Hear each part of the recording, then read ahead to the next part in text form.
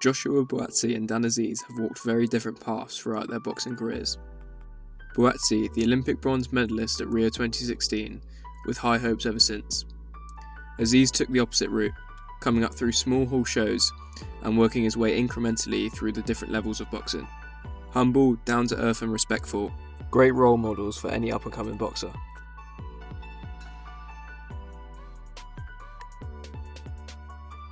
Both also have academic prowess with university degrees, which isn't always expected for boxers.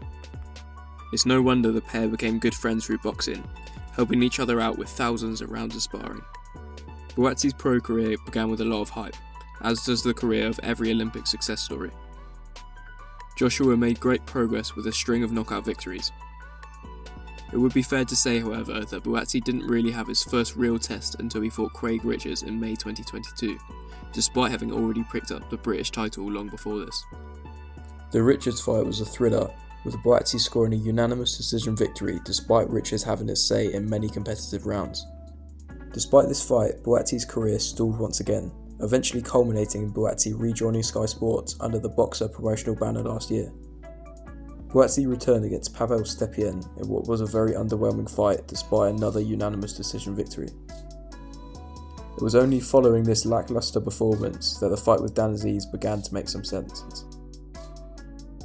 Dan Azeez's career went under the radar for a long time. Starting on the small hall circuit to make a name for himself, Dan turned pro despite having a degree and a career in accounting, backing himself to make it in boxing. Dan made his Sky Sports debut on the undercard of Dillian Whyte vs Oscar Rivas in 2019, beating Charlie Duffield for the Southern Area title. But it wasn't until 2021, when Boxer joined Sky Sports, that Dan really broke through. He decimated Hosea Burton for the British Light Heavyweight Championship in 7 rounds. He then went on to defend his titles against Rhys Cartwright, Shaq Pitters and Rocky Fielding, before fighting for the European title on away turf in Paris against Thomas Four. Dan once again performed really well and scored a late stoppage in the 12th and final round with a massive overhand right. Suddenly, despite the high expectations for Buatsi and the low expectations for Azeez at the beginning of their professional careers, the pair, who had sparred so many rounds together, now found themselves ranked as the number 1 and number 2 challengers for the world title. With world title fights unavailable, the clash between Buatsi and Azeez became the next best option. The bout was initially scheduled for October 2023, and the build-up was respectful as was expected between the two friends. However, Dan was forced to pull out with a back injury on the week of the fight. The fight had to be rescheduled multiple times and frustration and tensions grew, culminating in Dan accusing Joshua of being a diva for questioning the legitimacy of his initial injury. The fight was eventually rescheduled for the 3rd of February 2024. Despite the long build-up and anticipation, the fight did not disappoint.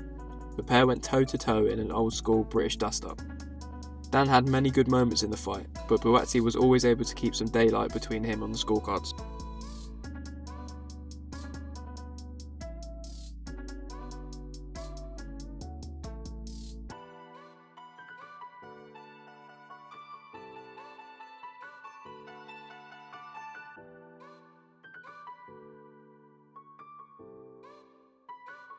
Azeez was judged to have been knocked down twice in the 11th round, although most people believed he slipped on a wet canvas.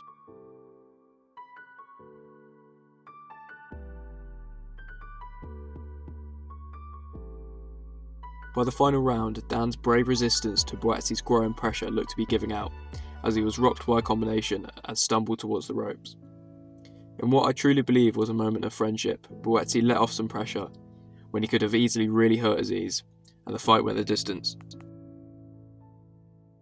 The pair deserve a hell of a lot of respect for how they conducted themselves after the fight. Buatsi especially gave a lot of credit to Azeez for giving him such a great fight, and likewise Azeez took nothing away from Buatsi. This continued into the post-fight press conference.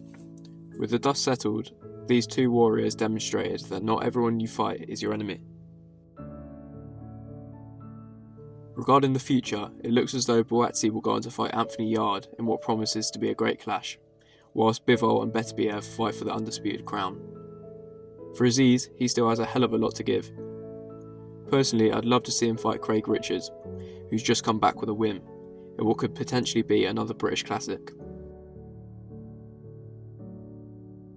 Whatever happens next, both Joshua Buatsi and Dan Azeez did themselves extremely proud last weekend.